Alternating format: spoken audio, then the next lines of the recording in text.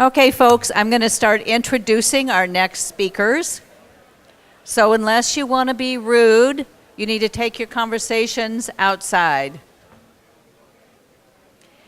The two speakers that we have up next. Okay, hey, those of you in the back, go outside. Feel free to talk, but go outside. Thank you. I often say one of the worst parts of my job is trying to get you folks to sit down. And I do understand that half of the value of coming to these kinds of meetings is the chance to talk to colleagues.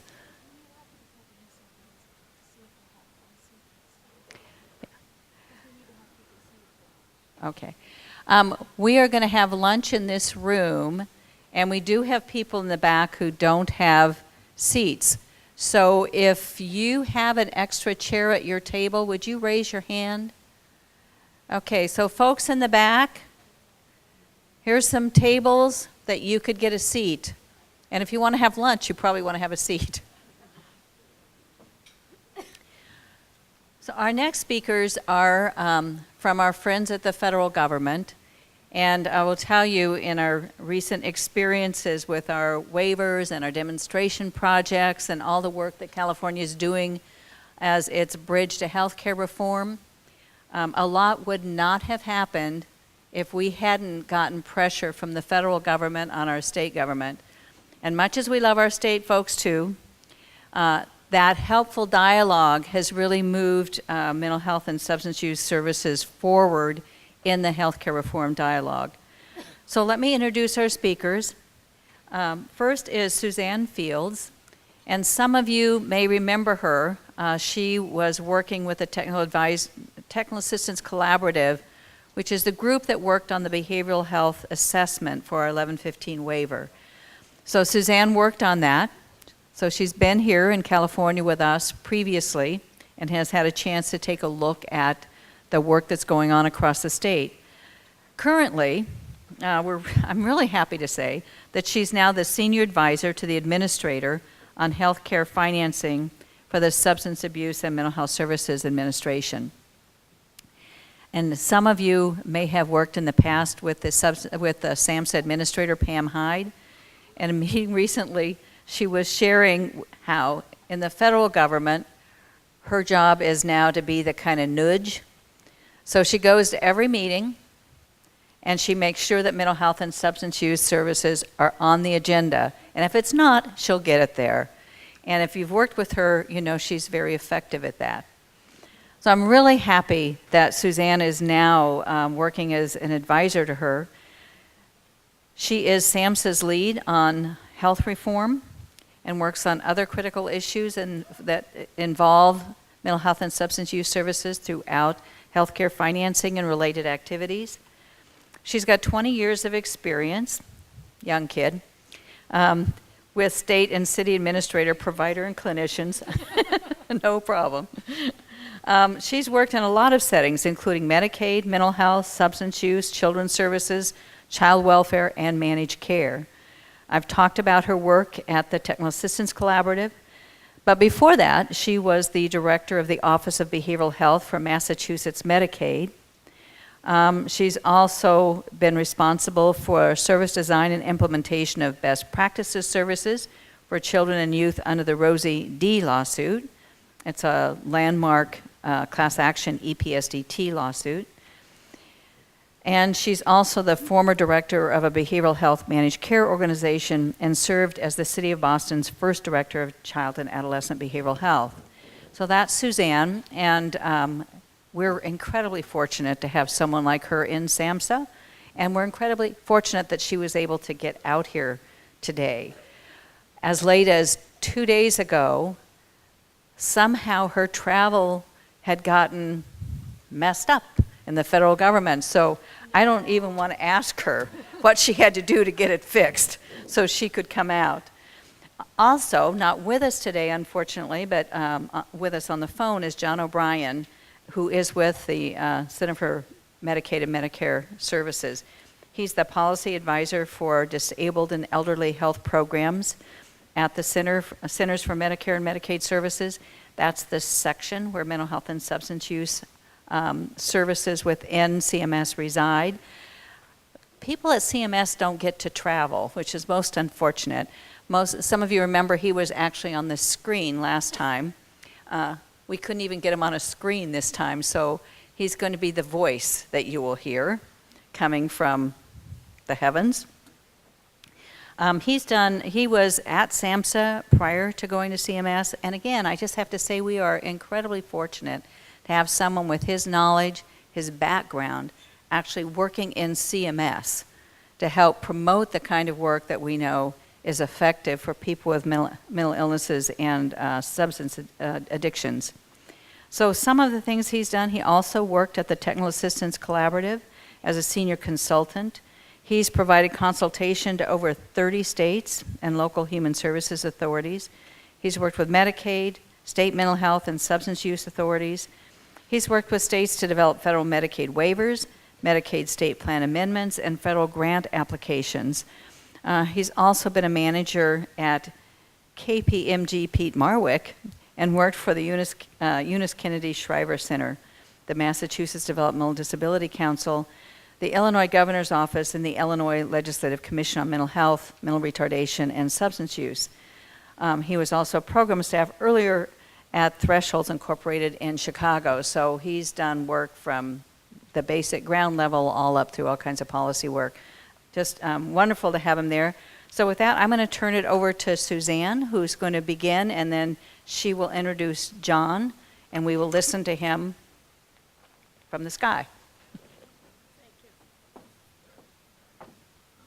Let me see if I can figure out how we work this. Aha. So hello, everyone. It's very nice to be here again today. In my prior role, I was here presenting to you, I think, twice before, related to the work for DHCS on the 1115 waiver, and I had an opportunity to get out to many of the counties, not all of them obviously, but many of the counties, but was able to have conversations with many of you.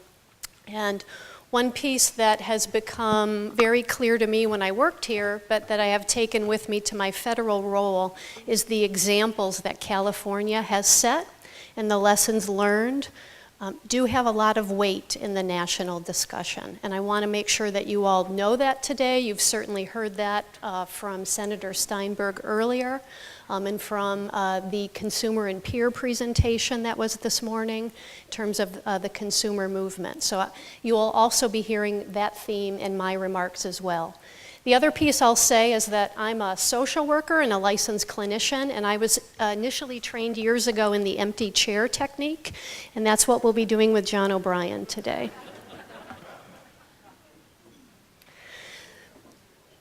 So I'll be highlighting 4 areas related to federal opportunities from a SAMHSA perspective for California, for county, for policy, for providers, for consumers.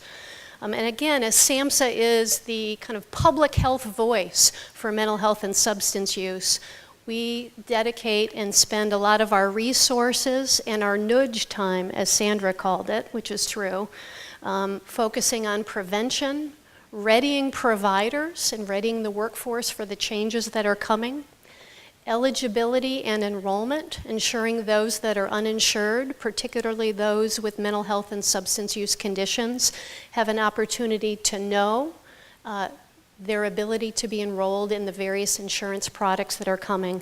And finally, last but never least, parity. We'll spend some time talking about parity today as well. I've prepared some remarks from a SAMHSA perspective. John has some remarks and highlights from a CMS perspective, and then we thought we would take questions jointly, given the level of partnership and work between SAMHSA and CMS on many of these issues. First, in terms of SAMHSA's prevention priorities, focusing both on suicide, underage drinking and other drug use, as well as prescription drug use and abuse. As you know, suicide is a major issue in our country, with approximately 38,000 people committing suicide every year. And here in California alone, 3,900 people committing suicide each year. In terms of the opportunities to begin to address this, it is both a prevention, a health promotion, and a treatment solution that SAMHSA is focusing on, which I'll highlight here in a few minutes. In terms of underage drinking and other drug use, much of the data nationally that SAMHSA and others have highlighted has demonstrated some trends in the right direction, particularly in the use of tobacco, the use of alcohol, the reduction of the use in cocaine. However, for 12 to 17-year-olds, we're continuing to see problematic numbers, and you all know this data in terms of California. But approximately 8.7% of the 12 to 17-year-olds nationally continue to use illicit drugs. And that number here for California is 10.4% of 12 to 17-year-olds are using illicit drugs. And in terms of marijuana, another concern that we're not seeing a shift in that trend, with 7% of that age population nationally using marijuana. And here in California, upwards of 8.2 using marijuana for that age group. In terms of illicit drug use among adults, both nationally and here in California, somewhere 4.6 to 5% of that adult population reporting that they are using pain relievers for non-medical use. And certainly having visited many of the counties and aware of your data, those numbers may be low for some of the counties and the challenges that you all are trying to address.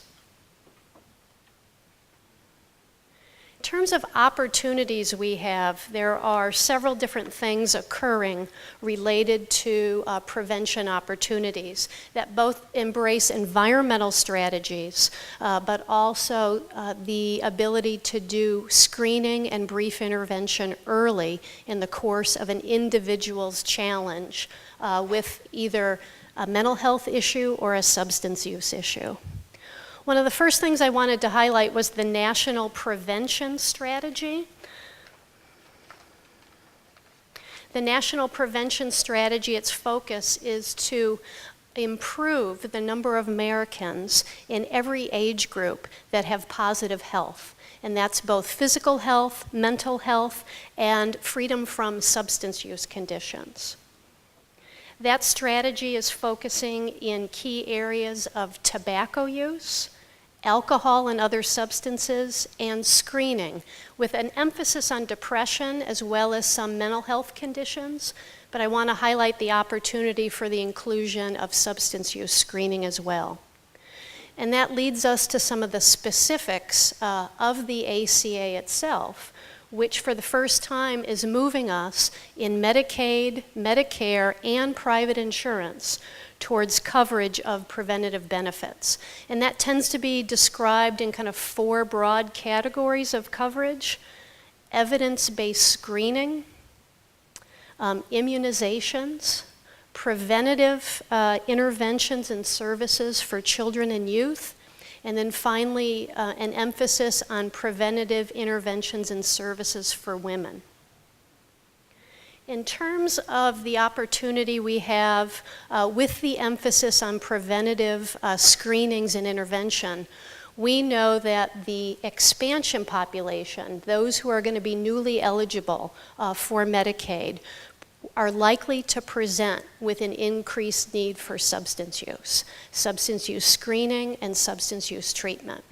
And the ability for these preventative benefits to be covered, whether in Medicaid under the expansion, for those that will be covered in an exchange through a private market insurance plan, all of these individuals have the opportunity to receive these screenings and this treatment. And again, particularly for that expansion population, a population that SAMHSA has spent a great deal of time educating people about, working with other HHS agencies about, that's key given the prevalence of substance use that's going to be likely in that particular population. You all are also aware that under Medicaid, the services covered by or addressed by the U.S. Preventative Services Task Force, those that are graded A or B, if adopted, lead to an increase in a match rate for Medicaid. And so if folks have not looked at that particular website, I would encourage you to do that. That information at the U.S. Preventative Service Task Force is divided by the types of screenings that are available and how they're graded. But most importantly, they're graded by population in terms of their applicability to adults and their applicability to youth. So I would encourage you to look at those screenings and understand how they're being graded and recommended for different populations of individuals.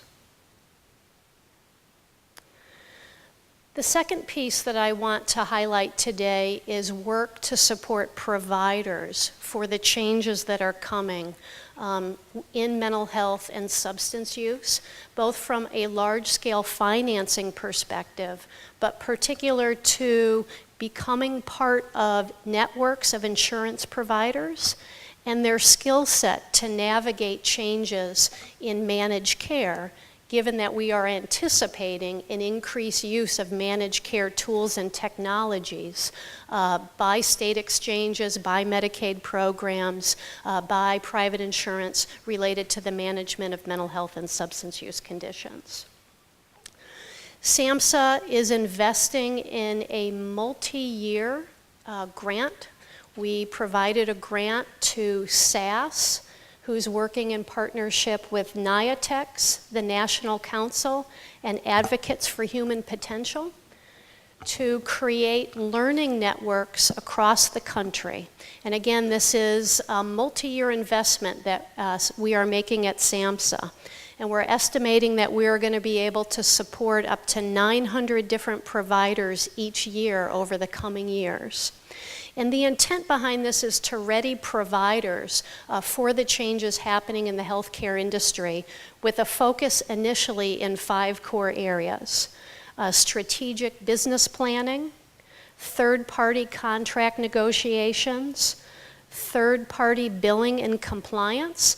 And by that, we do not mean necessarily the backroom functions of billing and compliance. What we mean is the front room functions related to how clinical staff, how peer staff understand how they need to document, need to demonstrate efficacy of the services in order to support an effective kind of financing for the provider. Health insurance eligibility determinations and enrollment. And then finally, HIT adoption, which I know can get challenging given the lack of funding for mental health and substance use providers regarding HIT development. What's important here is, again, this is a multi-year investment that we're making. The first round of applications was due in February 4th, with those initial awards being made by the 22nd of this month. But these will continue as grant cycles, so there'll be future opportunities for other providers to apply. Most importantly, though, all of the curriculum that's going to be developed and all of the training tools, resources are going to be available for free on the SAMHSA website, so that anyone can use those materials for a local collaborative, for local efforts. And so you can begin to look for that at the website provided sometime in April. It helped if I put the screen up.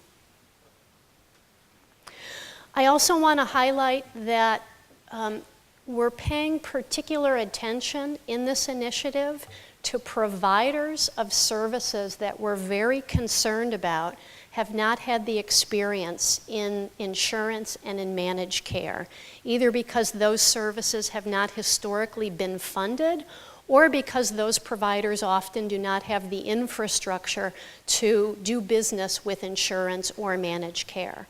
And so with that, we're paying particular attention to providers of substance use services, providers of peer and recovery support services, and providers who work with particular populations such as racial and ethnic minorities and other vulnerable populations, including the LGBT community and persons experiencing homelessness. So again, I encourage you to go to that website, look for those training materials as they become available, and consider potentially becoming part of that learning collaborative in the future. Eligibility and enrollment. There are 3 key opportunities in terms of activities and grant opportunities from the federal government to support enrollment assistance. These are consumer assistant grants, marketplace assisters, and the Navigator program.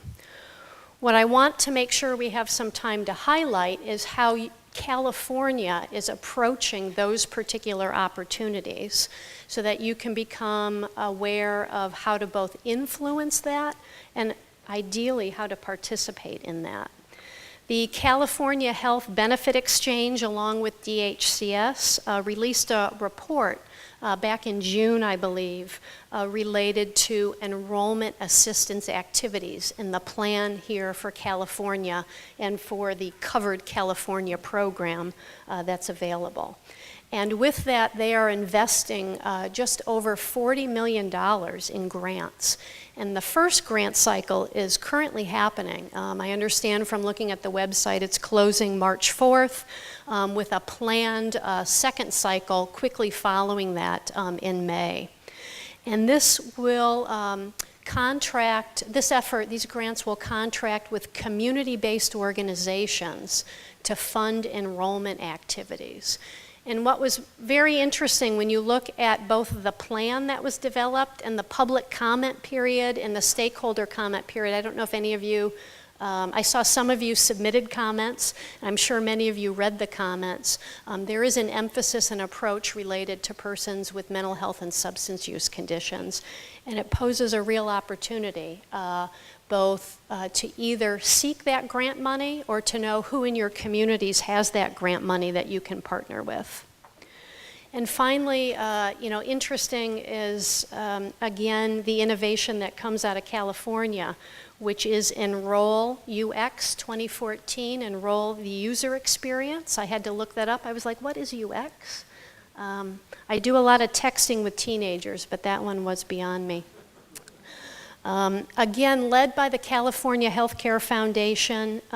It's a partnership of federal government, 11 states, various other foundations, developed by a design firm here in California, which is really kind of setting the stage for how an enrollment interface can look with the exchanges. That again serves as a model for that. And I would encourage you to look at that. It's very user-friendly.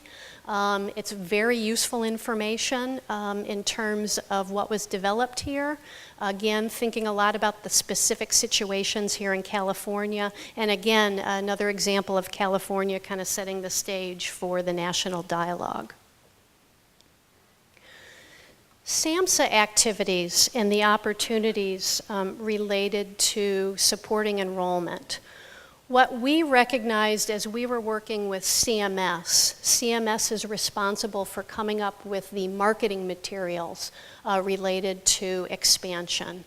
And what we recognized in our partnership with CMS is the marketing materials and the messages that they were developing. We wanted to understand if those messages were going to work for persons who had mental health or substance use needs. And so we actually took those messages and did a study. And we met with various groups, had various focus group discussions, and took those messages developed by CMS and asked, do these messages work for you? Do they help you understand improve your knowledge about your ability to be insured? Do they help belay any fears you have about becoming insured, concerns about costs that you might have, concerns about privacy that you might have? Many of the barriers that those of us who work in this field know and live every day. And what we found out from interviewing persons involved in mental health and substance use is that those core CMS messages did resonate. The materials that were being developed, the information that's going to be released that you'll be seeing did resonate. But what we did learn, and what now we are investing in, is that while the messages worked, the mechanisms to get those messages out there had to be different. And so for us at SAMHSA, we are now investing money in bringing together coalitions that can support how these messages have to be disseminated in different ways through different vehicles in order to get the information out. And that information needs to come from a trusted source, namely a consumer or a peer. In some instances, in many instances also a trusted provider, that the information needed to be disseminated through appropriate channels. The feedback we received from respondents was that information needs to be available at the place I go. If I'm seeking housing services, if I'm seeking substance use services, if I'm talking to my peer, I need to have that information at the ready for me. And finally, there needed to be some mechanism for one-on-one. I have specific questions and issues that I need to understand, and I need to know where I can have that one-on-one question answered. So with that, we are planning to collaborate with organizations across the country whose members or constituents interact with people who are involved with mental health or substance use services, have mental health or substance use needs, to create and implement an enrollment communication campaign. Again, we're going to take those core CMS messages. We're partnering with CMS. We're taking those core CMS messages, but we're adding on the pieces we learned from our focus groups. We're going to be organizing groups into 6 kind of loose coalitions. And the purpose of this is each of those 6 groups is an intermediary. They serve as an expert to reach persons who need to be enrolled in insurance. And that each of those groups has different training needs, different information needs, different types of resources that need to be developed to help them reach their constituents, since they'll be serving as an intermediary. So we are going to be supporting each of those, we're going to be supporting groups across the country in each of those 6 groupings to specifically develop TA materials and training materials that can be used with staff in your organizations on how to help people understand enrollment and how to motivate them and answer their questions to want to enroll in insurance. There's also some limited funding available to organizations for their participation and involvement in this as well. And I'll be providing that website, which I see people wanting to write down here in a moment. We are connecting this work with 3 deep dives in special areas that we're doing, recognizing that persons from varying racial and ethnic communities have specific issues and barriers that we have to address, recognizing that persons experiencing homelessness also have a unique set of barriers, and finally that persons involved with the criminal justice, jail, court, as well as child welfare systems also have some specific barriers that we need to address. We're going to be working with each of the 3 groups that you see here on the screen, our own Office of Behavioral Health Equity, SOAR, as well as Illinois Task, to take that information and tailor it specific to those 3 populations as well. Finally, with our brass tacks, which is an investment in consumer and peer, an investment in consumer and peer organizations to promote consumer and peers. We're working in 8 different states so that those groups can understand and have access to this material.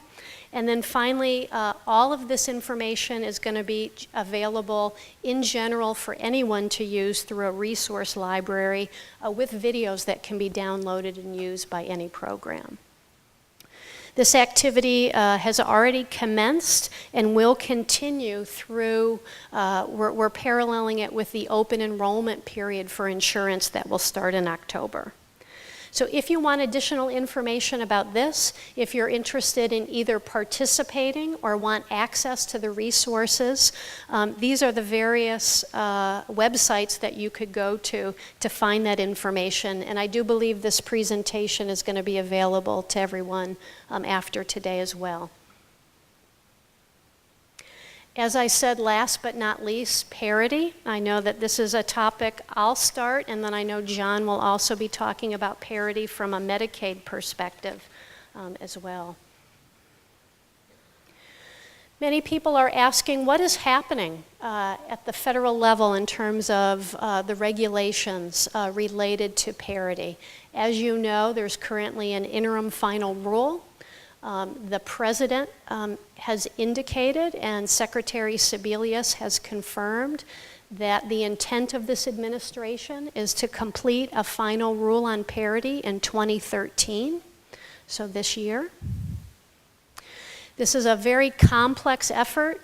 This is a tri-agency effort with HHS, Departments of Labor, and Departments of Treasury all being responsible for different pieces of parity in terms of regulation and enforcement.